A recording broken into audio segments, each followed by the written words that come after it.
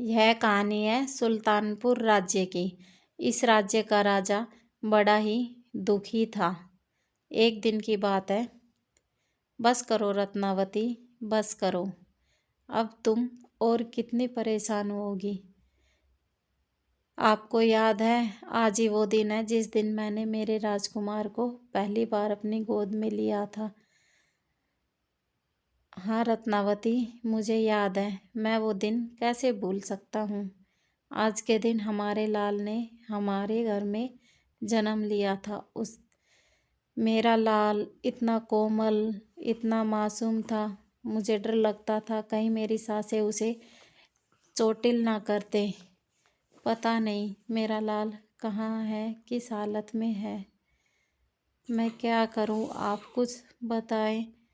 मैं तो मेरे लाल के बिना रह भी नहीं पा रही हूँ। रत्नावती, तुम चिंता मत करो, हम हमारे बेटे को ज़रूर से ज़रूर ढूंढ निकालेंगे। माँ, मुझे नहीं पता, आज मैं भी आपके साथ बाजार जाऊंगा। मुझे भी बाहर की दुनिया देखनी है। आप मुझे कभी भी बाहर लेके नहीं जाती हो। मैंने तो उससे कहा ना कि जंगल के बाहर राक्षस रहते हैं और वो छोटे बच्चों को खा जाते हैं। ऐसा बोलकर शांति देवी अपने जंगली फलों को एक टोकरी में भरकर बाहर बेचने के लिए चली जाती है। रोहन बेचारा अपनी खिड़की की तरफ बैठा बैठा देख रहा होता है। धीरे धीरे समय बीत जाता है। अब रोहन 14 साल का हो चुका था। अब उसकी बाहर निकलने की जिज्ञासा और भी तेज हो चुकी थी। एक दिन वह सोचता है, क्या सचमुच जंगल के बाहर एक दुनिया है, और अगर दुनिया है तो मैं भी उस दुनिया को देखना चाहता हूँ। और इस तरह वह मन ही मन सोचता है। एक दिन शांति देवी जंगल में लकड़ियाँ लेने के लिए चली जाती है। तभी जैसे तैसे करके रोहन भी घर के बाहर आ जाता है और वह सोचता है, चलो जब तक माँ आती है तब तक मैं बाहर घूमकर आ जाता हूँ। शाम होने से पहले अपने घर लौट आऊँगा। अब रोहन के पैर कहाँ रुकने वाले थे। वो सीधा चला जाता है एक गांव में। वह देखता है कि वहाँ पर तो बड़ी ही हसीन और रंगीन दुनिया है। बाजार लगा हुआ है, लोग घूम रहे हैं। शाम हो जाती है तो वह पूछता है, यहाँ पर कुछ खाने के लिए है?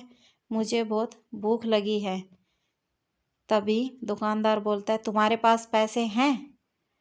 बगैर पैसों के मुफ्त मुफ्त में यहाँ पर कुछ भी नहीं मिलता है। पैसे? वो तो मेरे पास नहीं है। आप मुझे बगैर पैसों के ही कुछ खाने के लिए दे दें। तभी वहाँ पर एक वृद्ध इंसान होता है जिसकी नज़र रोहन पर पड़ती है। अरे बेटा, तुम कहाँ से आए हो और कहाँ पर जाओगे? मेरा नाम रोहन है। मैं जंगल में रहता हूँ और रास्ता भटक गया हूँ। मुझे भूख लगी है। आप मेरी मदद करें। दुकानदार सारी बातें सुन रहा होता है। चलो बेटा, तुम मेरे साथ मेरे घर चलो। वहाँ पर कुछ खा लेना और कल मैं तुम्हें दरबार छोड़ आऊँगा।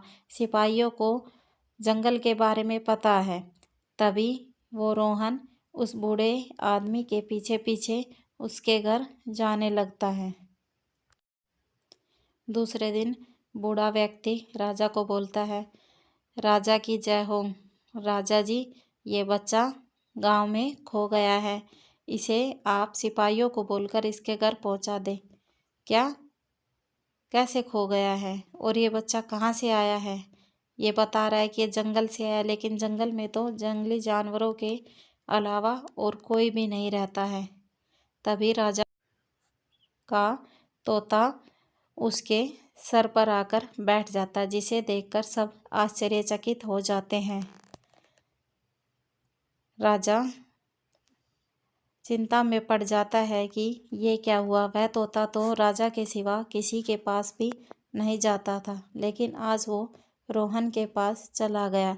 तभी राजा अपने सिपाही को बोलता है, सुनो, जंगल में जाओ और चप्पा चप्पा छान मारो। जो कोई भी शांति नाम की स्त्री रहती है उसे राजमहल में तुरंत लेकर आओ। सिपाही बोलता है, जी राजा जी, जैसी आपकी इच्छा, मैं अभी जाता हूँ और उस औरत को आपके सामने पेश करता हूँ। ऐसा बोलकर सिपाही वहाँ से चला जाता है। तभी इस बात की खबर रानी को भी लग जाती है। वह रोहन को भीगी पलकों से देख रही होती है और वह उसे अपने गले से लगाना चाहती है। अगले ही पल सेनापति उस बूढ़ी औरत को लेकर हाजिर हो जाता है। राजा गुस्से में बोलता है, शांति, तुमने मेरे बेटे का अपहरण क्यों किया? क्या तुम्हें बिल्कुल भी शर्म नहीं आई? आपने मेरे पति को आजीवन कारावास की सजा दी और कारावास में उनका निधन हो गया। इसलिए मैंने आपसे बदला लेने के लिए आपके बेटे को चुराया। क्या तुमने तुमने ऐसा क्यों किया? इस मासूम पर इतना अत्याचार, इसे जंगल में धकेल दिया।